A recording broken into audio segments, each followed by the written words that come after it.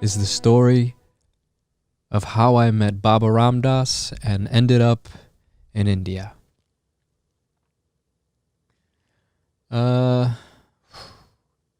Okay, well, so I first heard about Ram Dass when I was in high school, being interested in the 60s, the 70s, this whole hippie psychedelic revolution.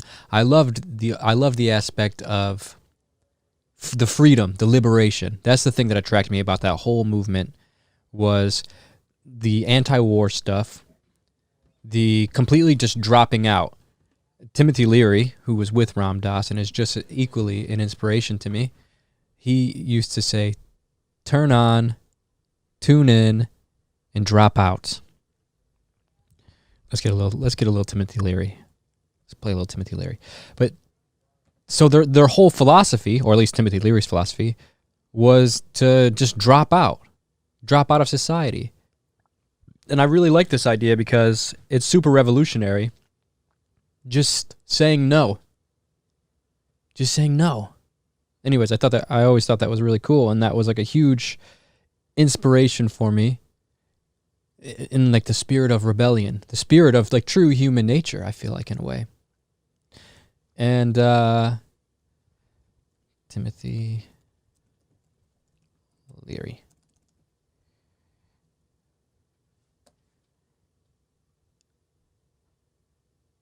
And I don't know, there's a part of me that wants to be free. I think there's a part of all of us that just wants to be free. We want to be liberated.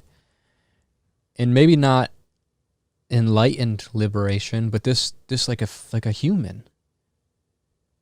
Because culture in a lot of ways seems to kind of put us into a cage. We all feel that, especially now in 2020 and 2021. You know, we see the negative effects in the streets of what culture does to you. Terrence McKenna used to say, culture is not your friend. And I feel like we can see that now more than ever.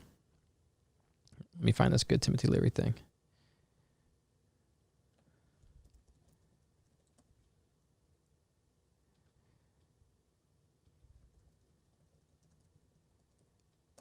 So, the 60s and the 70s were defined by this movement. The whole war on drugs started then as a sort of way to demonize this free movement of the hippies and of the Black Panther movement. There was so much going on politically in this time. True revolutions, true community, truth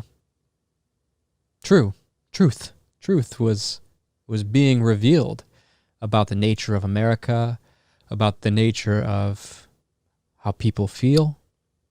Again, the nature of how culture is not our friend. You know, these are the moments when racism was very open. You know, I mean, we can argue that it's still very open, but that was the civil rights movement, was during this time. Martin Luther King, Malcolm X.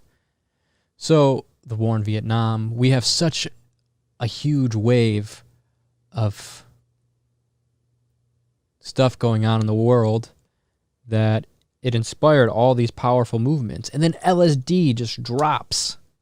LSD comes out of nowhere in a huge wave. You know, it was starting already with the beatniks and stuff like that, but the people weren't really hip to anything yet. You have to think in the 50s when the beatniks, it's like Leave It to Beaver type stuff. People were living in that kind of American illusion. And then, you got like Jack Kerouac and all those merry pranksters that took that hippie bus across the states before there was even hippies.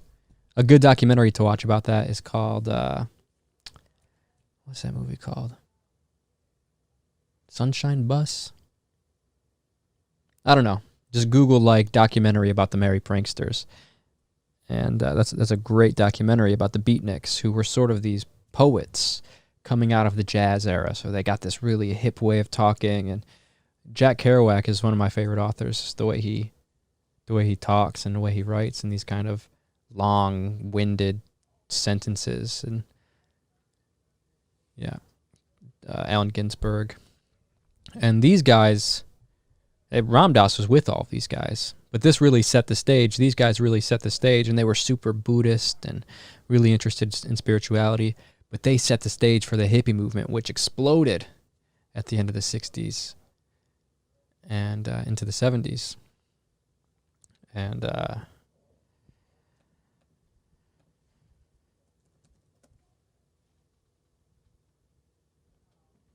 yeah, okay, here's this little Timothy Leary thing I'm going to play. This is how cool Timothy Leary was and how relevant this shit was. I feel like now, 2021, we can all see the psychedelic revolution happening again. This is the wave, the kaleidoscopic echo that started back way when shamanism first started, but this is definitely the echo of the hippie movement, of the counterculture movement, the civil rights movement. Look around, it's still happening. We just had the largest protests in the world with the Black Lives Matter and the George Floyd stuff, and it's bigger than all of that. It's what this is it's a cry out. It's a cry out from a sick culture. We feel locked up, and especially communities like that. And what we're seeing is what Terence McKenna called the archaic revival. What we're seeing is our soul calling out for something true, for something authentic and felt by the body, the real human inside of us. Because if you think about where we're at now, look at us. I'm talking to these screens and I got all these electronics. We're pretty much out of the human experience if you compare us to anyone from any other era. We have food on demand. It just drops off on our porch. And so as a byproduct of all these sacrifices that we have released in exchange for convenience, at least here in the States, in these countries with the privilege of luxury in this kind of way. In India, it's hard to find a supermarket. You just kind of go on the street and hope what you want is out there. So, okay, here's Timothy Leary.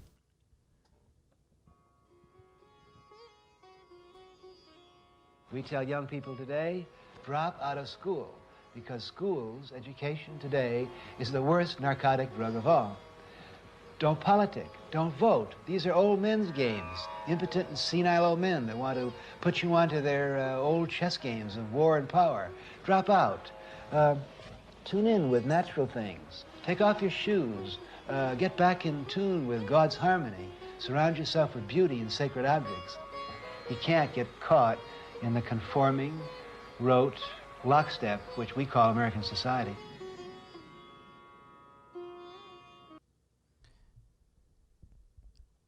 And something else, to go back to Terence McKenna's idea that we are experiencing an archaic revival.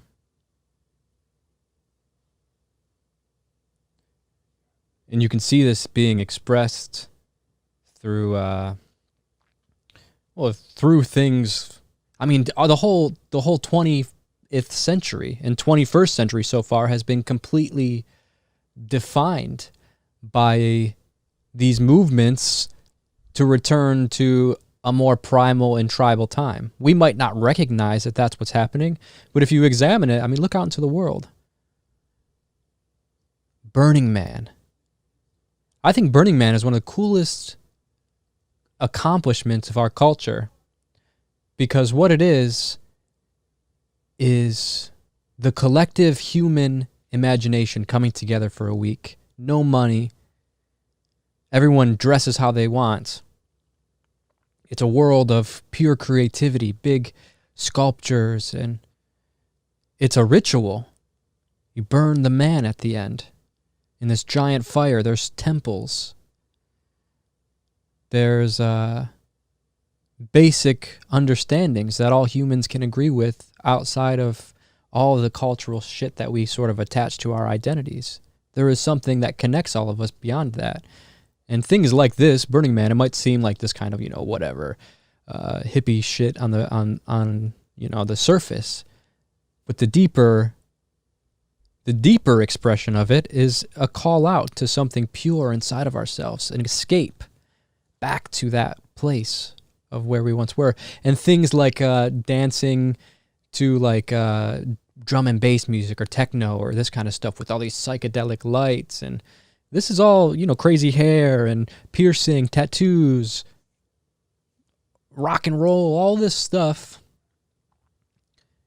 is an expression of our tribal past.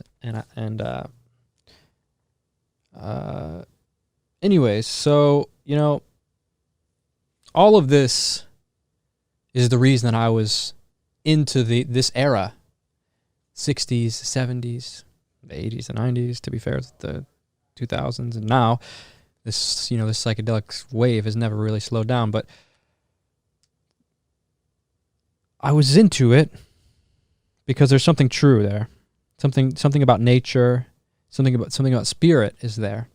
And it's reminiscent of very beautiful cultures, like the Shibibos, like the Navajos, like the Hindus.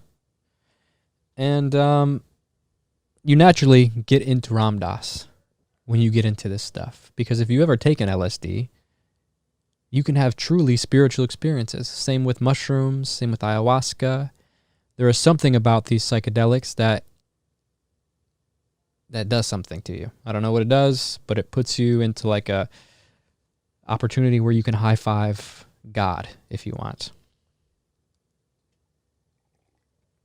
And you learn so much about the nature of what it means to be a human, all these terms we think we use now, like I don't know, ego death, and we probably, I feel like my mom doesn't know what an ego death is. People don't really know what ego death is, but these were actually, Ram Dass and Timothy Leary were talking. I think Timothy Leary is the one that actually coined the term ego death. These guys were talking about it way back then. Look at this. I got this video pulled up of Ram Dass talking about LSD. This is, what year is this? This must be the late 60s. Oh, and to give a little backstory of who Ram Dass was, Ram Dass and Timothy Leary were Harvard professors. They had permission to work on LSD. Ram Dass is bisexual. He had a crush on one of the students, gave the students LSD, and another student told on him, and he got fired. And then Timothy Leary said, fuck it, I'm going to quit. Ram Dass is my homie. Let's start the hippie revolution. So that's the story in a nutshell. But listen to this. This is great. I'm reminded of a slogan or two I saw some students carrying once. One said, all wars are civil wars because all men are brothers. Right. And another one said, there is no they. Right, exactly. And that's one of the components of the LSD experience. The understanding that there is no they. There's no other. It is all one. And it's really, what happens here is, there are a lot of experiments in psychology with figure ground. That is the relation of the background to what stands out. All right? Now, in our culture, we've been trained for individual differences to stand out.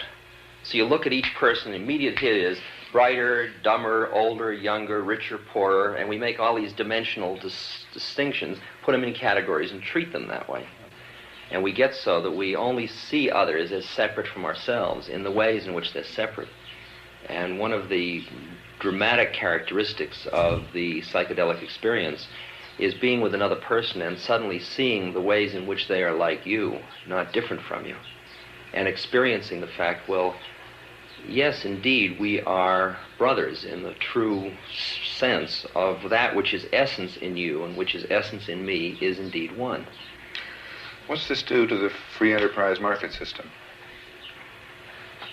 Well, what it does, if I understand it right, is it moves the basic motivation from an achievement competitive to a collaborative kind of enterprise, which means that I'm not working in order to beat you out, but you and I are working in order to both make it.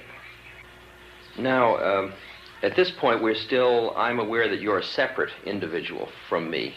We're separate, but there's something similar, all right? Now, at this point, there is this start to break down of the separation, the separation between us. For example, I might look down, and this is an external hallucination. I will see my body disappear, right? Or see those ways in which I am different become like learned things that I wear, like this sweater. For example, PhD, what does that mean? All right, it means I got a certain kind of education, acquired a certain degree for being more educated than 0.1% of the world's population, or something like that, all right? And that assures me of something or other in society, all right? In fact, it's a garb I wear. If I had the gown and the cap, that would be the external symbol of that same thing, right? Now, that gown is a psychological gown I wear, just like Richard Alpert is a gown I wear. It's an identity that I've taken on. I wasn't born Richard Alpert. I was just born as a human being. And then I learned this whole business of who I am and whether I'm good or bad or achieving or not. All that's learned along the way. And you see all those learned things separate. So you start to have this dissociative experience of where all that you become is awareness, is a point of awareness. That's all that's left. And I remember the first time this happened to me, as Professor Wint and Middle Class Boy Wint and Pilot Wint, and all of my games were like going off into the distance. I got this terrible panic because indeed I was going to cease to exist. And I got the panic, which is the panic that precedes the psychological death, because indeed Richard Alpert was dying at that point.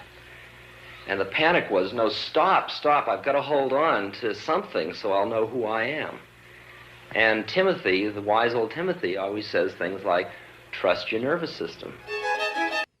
Oh, and his name was Richard. His name was Richard Alpert before he became Ram Dass. And I mean, that just kind of gives you an idea. I mean, the clarity of which he speaks about these experiences.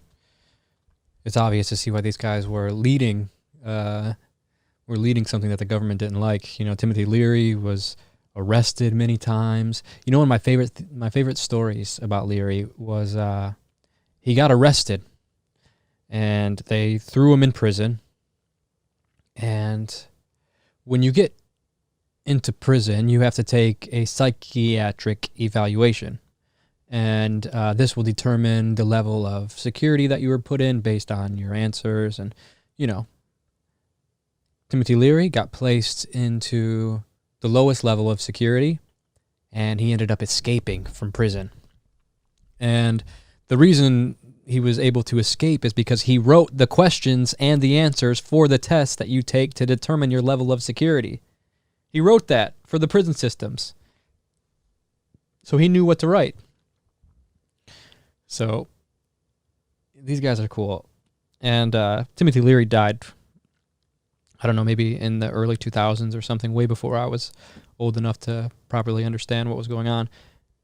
And so they kind of went two different directions. Timothy Leary was very kind of scientific-minded and maybe a bit atheistic, maybe. I don't know if that's the right thing to say. I don't know what his views were. But Ram Dass was having all these spiritual experiences, and then he thought maybe he could find some answers in India. So he took LSD with him. He went to India. He, met some people, this and that, met a guy named Bhagwan Das who took him to meet a guru called Neem Karoli Baba. And Ram Dass is called Richard Alpert at this point. He's still Harvard professor. He's, he's still very much in his role of being who he was before he was Ram Dass. And he was with this guru, and people were touching his feet, and he was like, oh, God, I'm not going to go touch this old man's dirty feet. He's naked. He's just wrapped in a blanket. What am I doing in India? I'm barefoot. Oh, my God, what did I get myself into? So he goes out to the river, and his mom had died. So he was pretty upset about that, and just thinking about life out in India by himself, looking up at the stars around the river in Nainital. And he decides to leave. He's like, this isn't right for me. I got to move on from here.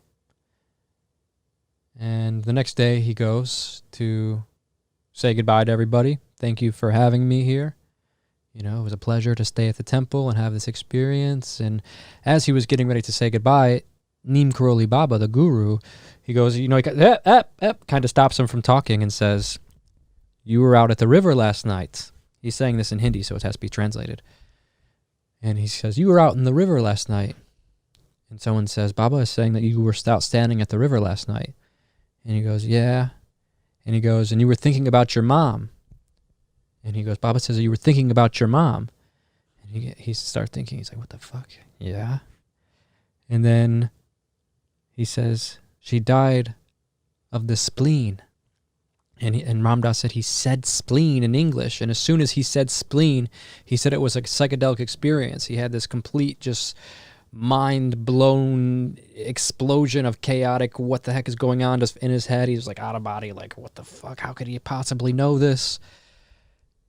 And he starts going through all the motions of, are the CIA here? Are they fucking with me? Because this is Ram Dass. The CIA was totally involved with Timothy Leary and stuff like that. He was like, maybe the CIA is filling these guys information about me, and like they're fucking with me. And Ram Dass was really running through the mill of possibilities of how it was real that he could know this thing. He's not like he went around telling people, I was out thinking about my mom last night.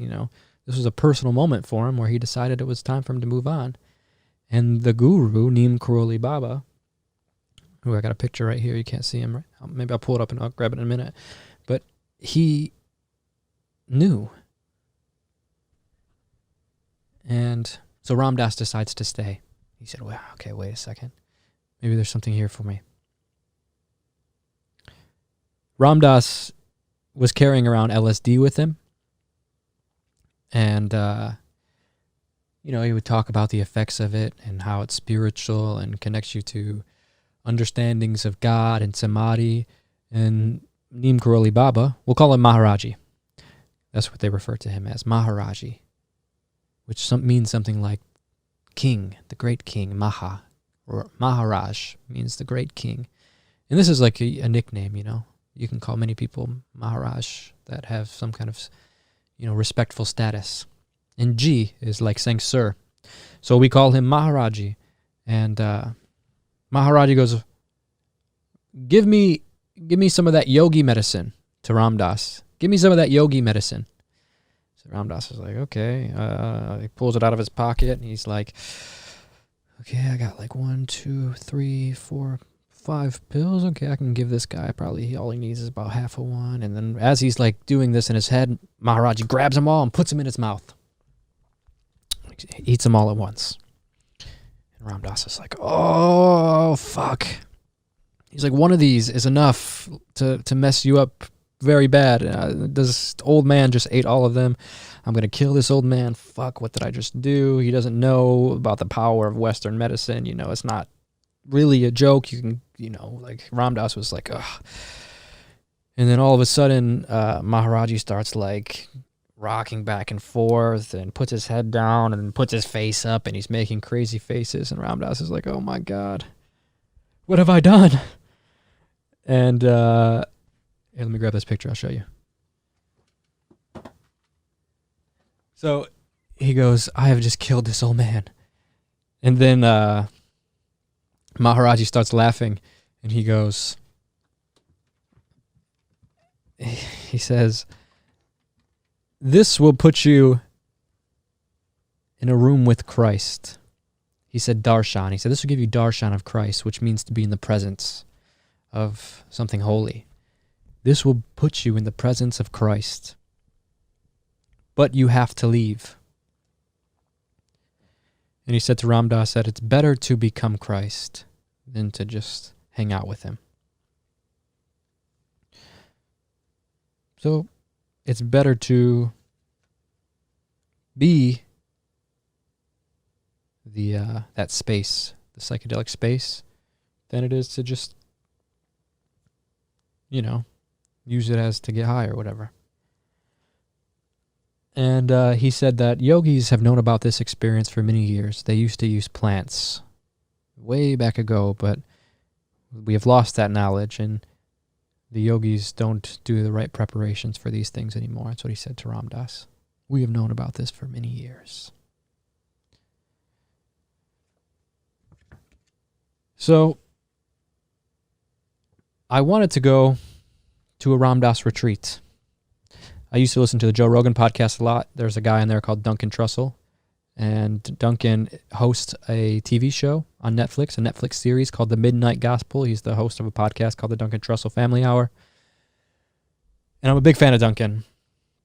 And I sent Duncan a message on Twitter saying like, oh man, I would love to go to one of these Ram Dass retreats, but they're so expensive. I actually don't even know what I said, but I remember at some point in the conversation I mentioned this, and Duncan said, here, reach out to Raghu, tell him you're a YouTuber, and cross your fingers. I was like, okay. So I reached out to Raghu Marcus, who is was with Ram Dass, with Neem Karoli Baba, with Maharaji back in India, and now he runs the Ram Dass Foundation. Love, serve, remember. So this is like the guy of guys, Raghu. So I write Raghu, I say, Dear Raghu, my name is Dakota. I have a YouTube channel where I talk about spirituality. I really love the teachings of Ram Dass. Would you let me come to the retreat in exchange for, I'll film the video, I'll help clean, I'll just whatever you need. I will do anything if I can come to this retreat. Raghu said, yes, come hang out, film a couple videos, and enjoy yourself. You can meet everybody. So I said, okay, cool. My heart was pounding. I was like, oh my God. I get to meet all these guys. These are the guys, these are they were with these are Ram Dass's best friends. These guys were all with Maharaji back in India. Like, this was such a cool cultural little moment, and these guys played a huge part in all that. So I was like, oh yes, I get to meet someone really cool. Anyways, I fly out to California. I meet up with Koi Fresco. And I was like, hey, is it cool if I bring this guy with me, Koi Fresco? I was a little nervous, and, Koi had a car and shit like that, so he could drive. So I was like, yo, is it okay if I bring this guy with me? He'll make a video too. And, oops, sorry about that. And then they were like, yeah, come on. So we drive out there to Ojai from Venice, where Koi Fresco was living. And I'm just walking to this big old kind of mansion / temple thing. And there are big pictures of Maharaji on the wall, big Hanuman pictures, pictures of Ram Dass. There's Raghu. There is Trevor Hall, Krishna Das. There's Ram Dass on. He was on Skype. He's very old. Ram Dass was at the time, so he wasn't traveling. He was staying in Hawaii where he lived. So we would talk to him on Skype, introduce ourselves, and it was almost surreal. It's just like, oh my God, like everyone's just here chilling. It's just like I can just walk up and fist bump Trevor Hall or say hello to Ram Dass on Skype. And Ram Dass gave me some advice. I was like, I had to ask Ram Dass a question. So I asked him, I was like, I forget exactly how I worded it. I was like, how am I, Ram Dass, like, I think I asked him,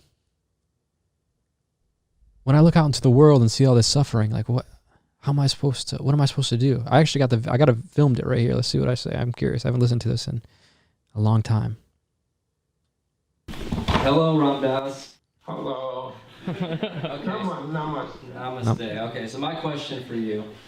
Namaste. Namaste. Okay, yeah. My question for you is, I was so nervous. As like a young person, when I look out into the world, I sort of see all of these problems that we're confronted with as a collective. So what would your advice be for myself and for all of us to reconnect with love and to find a way that we can express that love inwardly so that we can usher in a culture that Shut up, Dakota. is Talking. Why aligned am I with talking those so? values. So what is your advice for us to reconnect with love in a time where we're confronted with all this suffering? No, the suffering and the confronting is in your mind. That's the first thing.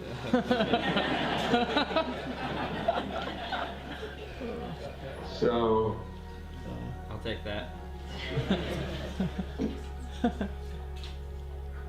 and your love is in your heart and your soul.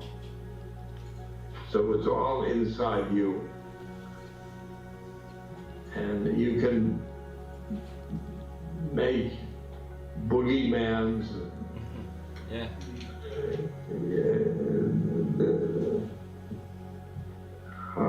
Like make it here. Yeah. And I think that we all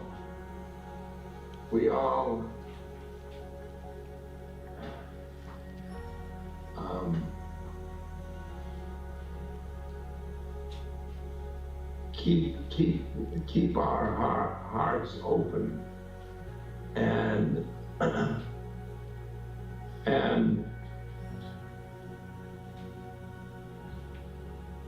radiate in everything you do.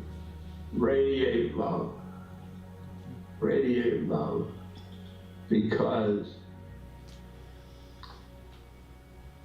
if you Well, that was the first time I talked to Ram Dass right there. If you want to watch the whole thing, it's like 10 minutes long, and it's on my YouTube video. It's just called On Skype with Ram Dass. It's on my YouTube channel, Dakota of Earth on YouTube, On Skype with Ram Dass. So, you know,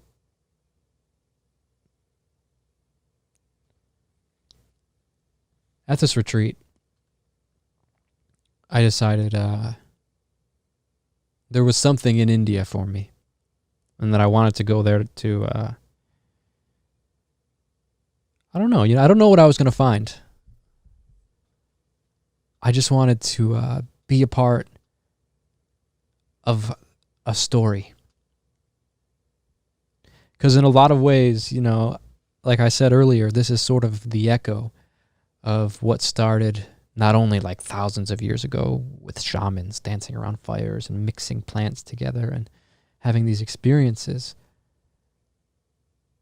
but of our culture here in the States, when Gordon Wasson went to Mexico and met Maria Sabina, and then Aldous Huxley, and, outside of these scientific guys, more so like the Jack Kerouacs, the Timothy Learys, the Baba Ram Dasses, these guys that lived and breathed poetry.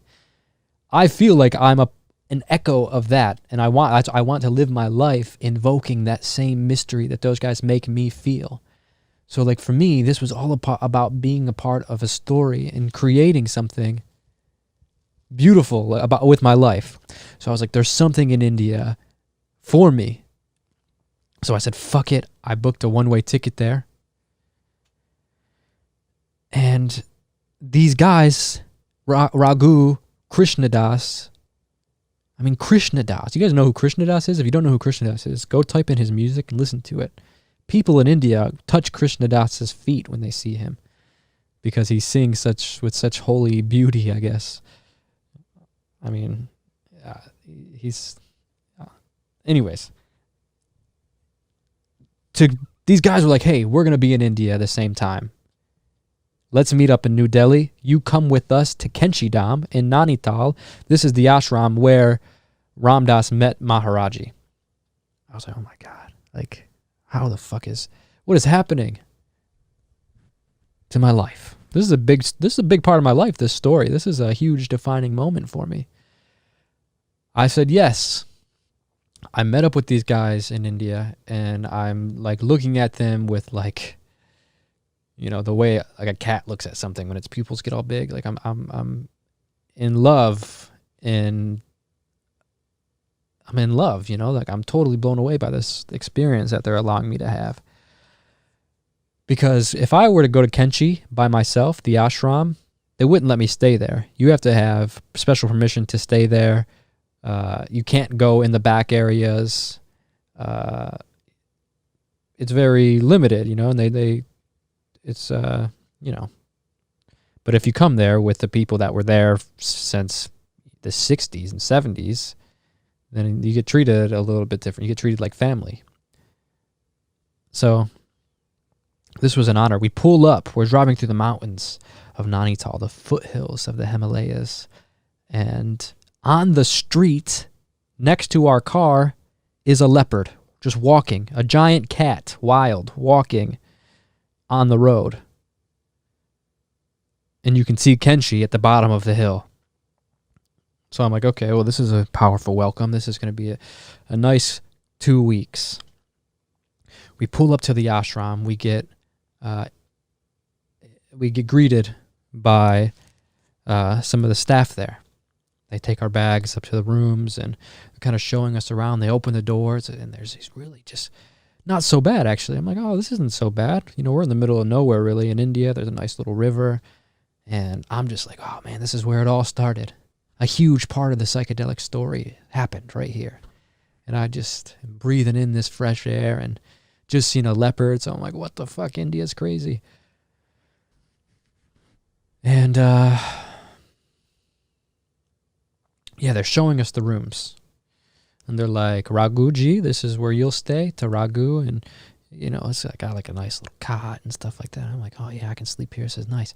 Krishna Das, this is your room. And Mohan Baba, you know, like all the old guys, this is your guys' rooms.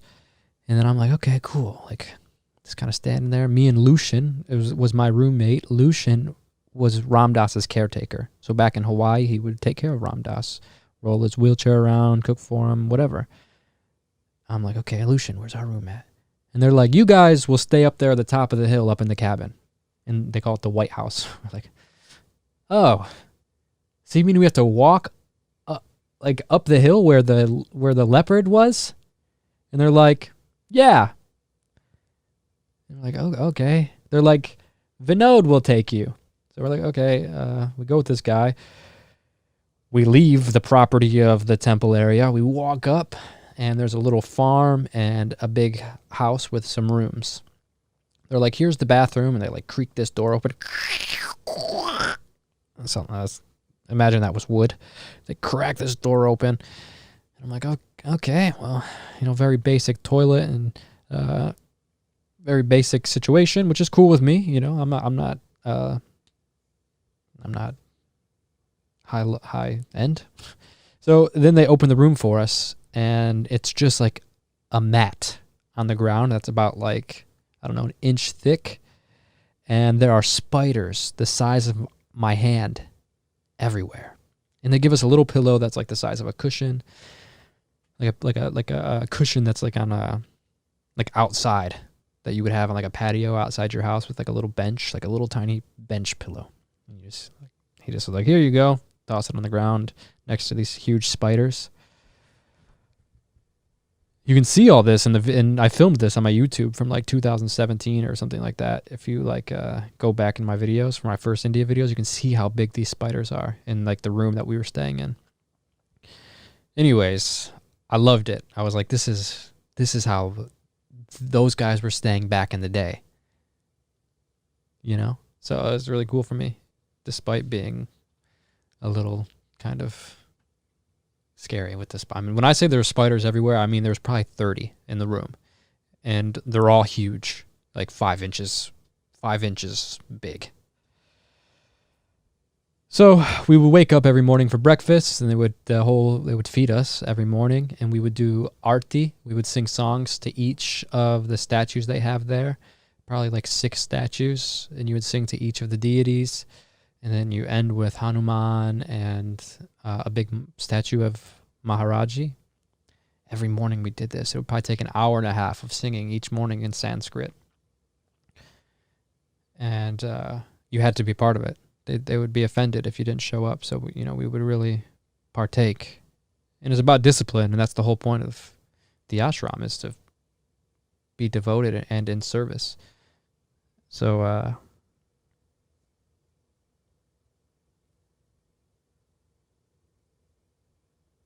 it was cool. We'd go sit by Krishna Das and Raghu, and they would just tell us these stories about what it was like to be there back in, 71. They would say, like, I remember when Raghu came, this little young guy from Canada. Because Raghu had met Ram Dass. Raghu was a radio host, and up in Canada, in Montreal, I believe. And someone was like, hey, you should interview Ram Dass. He'll be here. It'd be a cool interview. And he's like, okay, sure, I'll interview Ram Dass. Ram Dass comes into the radio. He does an interview. And Raghu somehow decides, like, okay, I just had my mind blown. I guess I'm going to go to India. I want a part of this, what this guy's saying. So Raghu drops everything, goes to India, and some of these guys are already there. When a new Westerner shows up, everyone's all like, like, who's this guy? I go, where are you from? What are you doing here? And so Krishna Das is telling us this story, and Raghu is sitting right next to us, He's like some Canadian guy who shows up, right? And he goes up to Maharaji. He asked Maharaji a question, and this is Raghu. And Raghu, not really knowing the deal, he thought he had to ask Maharaji something, because Maharaji's like, what are you doing here? Why'd you come all the way from Canada to this little mountain ashram? Like, what are these crazy Westerners? Maharaji would be like, why do they keep coming here? And he said, why are you here?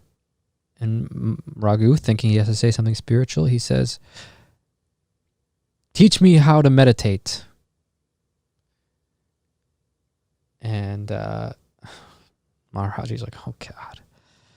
Because he didn't really talk about stuff like that. It wasn't about meditation or any crazy discipline. They used to say when they would meditate, Maharaji would throw an apple at them and disrupt their meditation. Or he would ask you questions like, how is your family? How are your parents? This kind of thing. When you asked him how to raise Kundalini, he would say, feed people.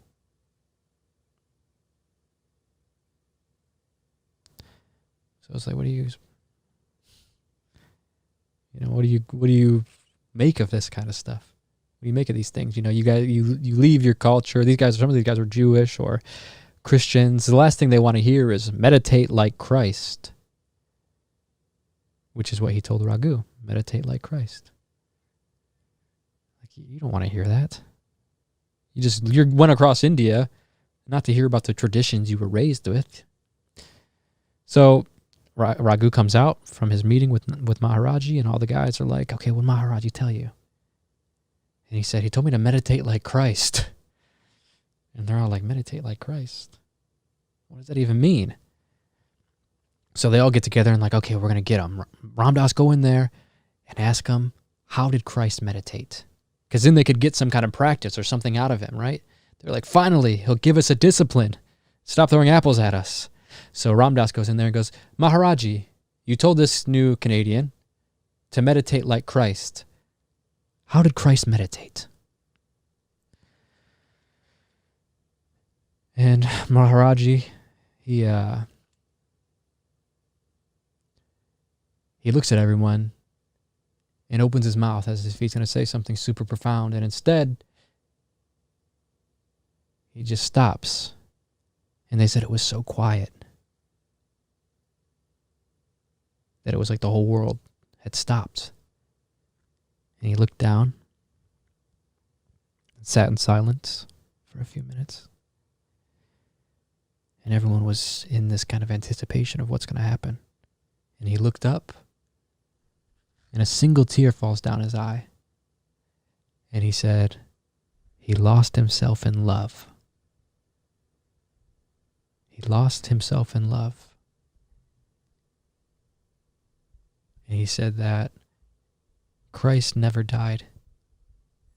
He lives in the hearts of everyone. He never died. No one understands. Christ never died. He lost himself in love.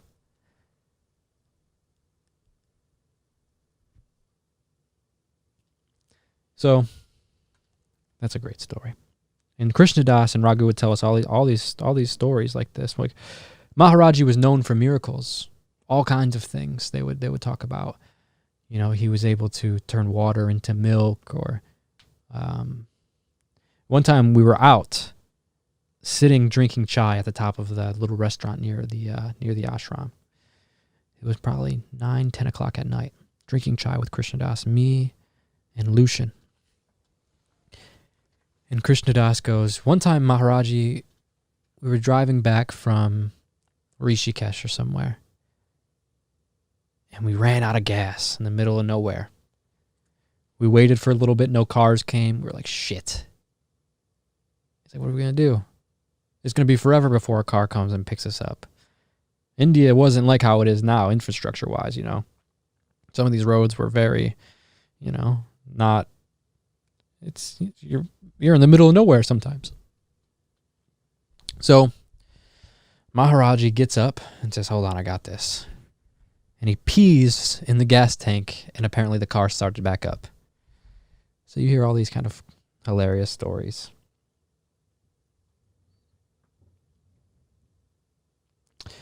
But I didn't get to meet him, obviously. He died in the 70s, Maharaji did. But these guys have devoted their lives to him still. You know, these guys are in their 70s. Ram Dass was completely devoted to him because of the things he said he was shown.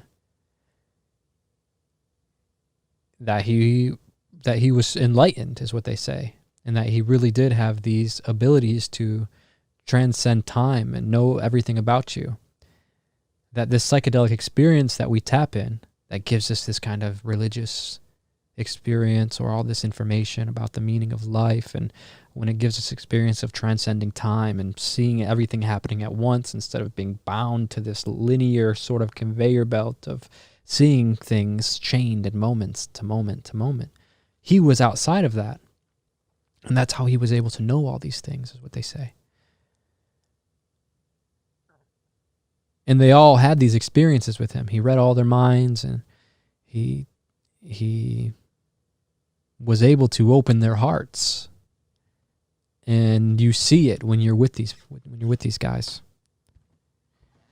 And when he died, a woman named Siddhima, she took over the ashram, and she was the woman that was there, the saint. She was a saint. She was there when I was there, and she died a month after I left. So it was a real good blessing to see this kind of, to be a part of this lineage of, well, in India, they have like a lineage where you have a guru, and the guru has this disciple, and then there's a kind of this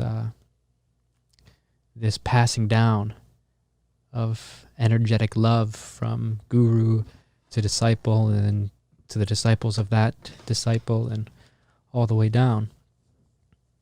You know, and some people believe you can trace some of that back all the way to Shiva or Krishna or Ram. So I spent 2 weeks there at the ashram. Had a beautiful experience, really tapped into all that. Got to sit on the rock that Maharaji used to meditate on every morning. Lots of interesting synchronicities. And then also, they were like, hey, you should come with us to meet this guy in the jungle. They were calling him Jungle Baba. They were like, there's this Babaji that lives in the jungle. He left his family when he was a kid. He lived in a cave. He saved someone that got bit by a serpent by chanting mantras over him. Brought him back to life. They're like, there's this crazy guy. You should go meet him. So I went with all of them into the jungles of Gwalior. They took me to this ancient temple.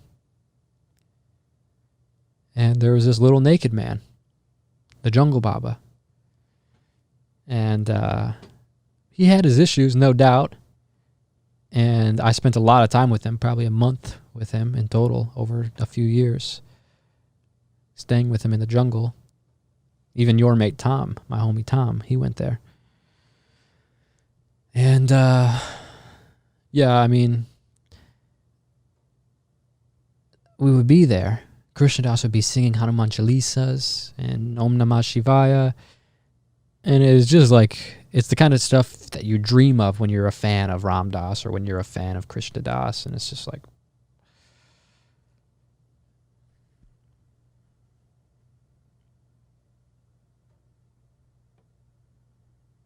yeah, it's cool. It changed my life. And I think about those moments all the time. It almost feels like a past life. So then I was invited to Hawaii to actually go to Ram Dass's house and meet Ram Dass. And we pulled up to this beach. And there he was. Ram Dass was just sitting there in his beach wheelchair, just enjoying the water. And Krishna Das was there. Lucian was there. My friend JR was there. It was like a homie get-together. And I was like, hey, Ram Dass, nice to finally meet you. And he's like, Dakota, it's nice to meet you too. You know, and I was like, oh, this is Ram Dass. I'm in Hawaii on a beautiful, there's a big turtle right there. Ram Dass. And then I went to his house. I got to sit in his living room. If you guys have seen that Going Home documentary on Netflix about Ram Dass, it was filmed at his home. So I got to see the garden with the Ganesh statue and stuff. And it was just like, oh. Lucian lived out in that garden in a little house. I got a shirt. I have one of Ram Dass's shirts. Lucian was like, here, take this. Where's it at? This is one of Ram Dass's shirts from his house. Lucian was like, here. Because they were donating a bunch of clothes. He's like, take this one. It's got a little turtle on it.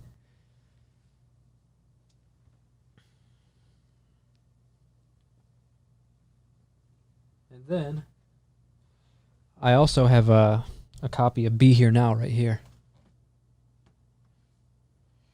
that was signed by Baba Ram Dass. It says, Namaste, Ram Dass.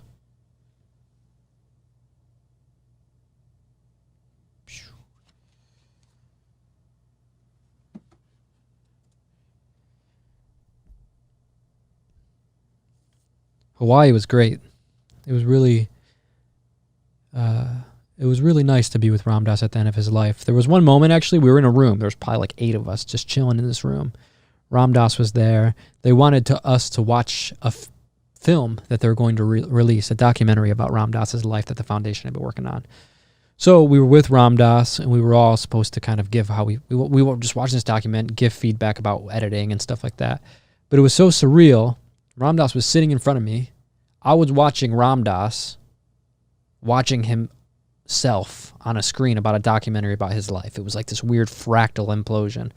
It's just like, oh, how did I get here? Duncan was there. Duncan had just got married to his wife. Ram Dass married them. I did a podcast with Duncan. My very first podcast ever was actually filmed with Duncan.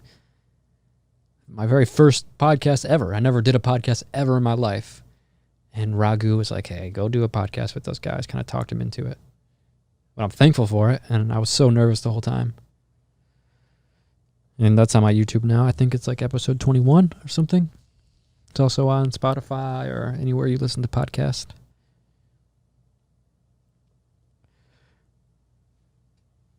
And,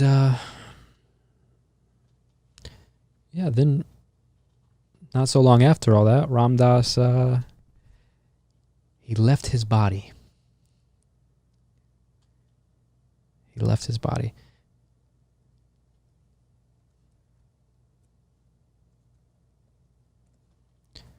Ram Dass, he used to say that death will be like taking off a tight shoe.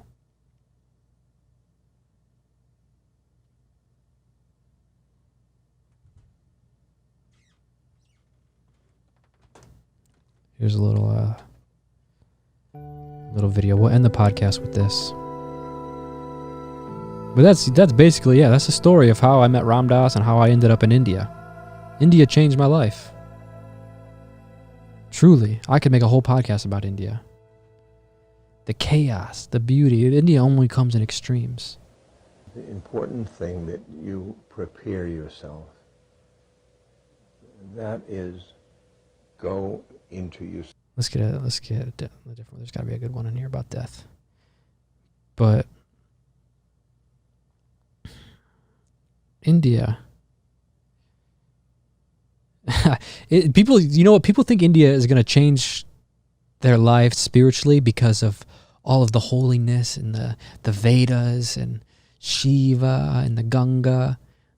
But the thing that changes you about India is that you're forced to be put in such an uncomfortable situation that it either breaks people or you understand yourself on a whole new spiritual level. The people there, some people have nothing. And you're like, how? Are they smiling still? You see people like using the restroom in the street. You see dead animals, trash. And you say, like, how can you smile? Like, you feel so much suffering when you see this. And then you look over and everyone's happy. Like, you're suffering more than the people around you. So India puts you in such a strange position that you have no choice but to examine yourself. And there is also the beauty of the Vedas and the beauty of temples and Shiva, but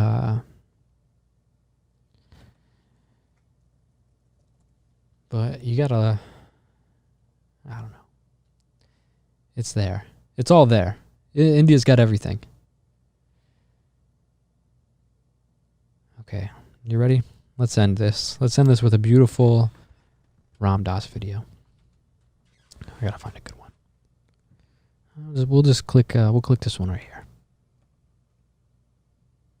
Thank you guys for listening to the podcast. My name is Dakota, and this is it's a place for humans.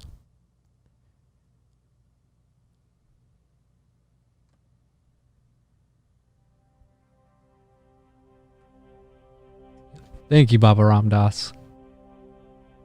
The deepest fear that arises out of the sense of separateness, the sense of being yourself, being somebody.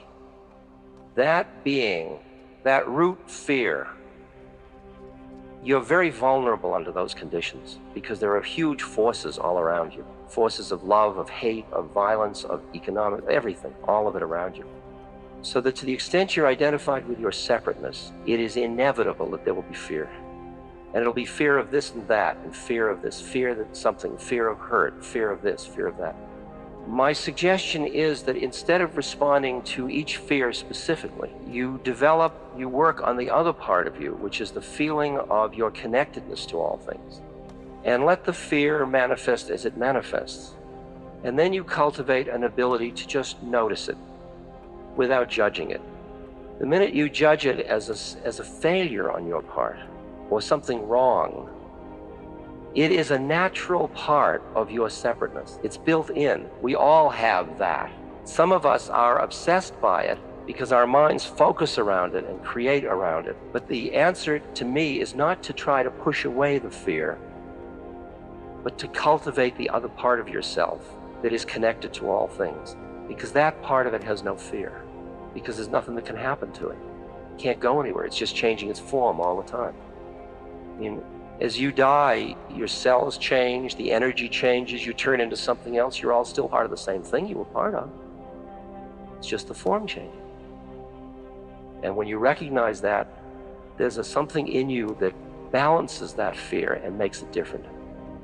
Because when you sit and look at a fear, you say, well, I can be afraid of physical something, or I can be afraid of social, psychological things. And I guess I've had life experiences, and I think most people have, where something you feared came to pass, and you realized that what came to pass was much less debilitating than the fear of it in the first place.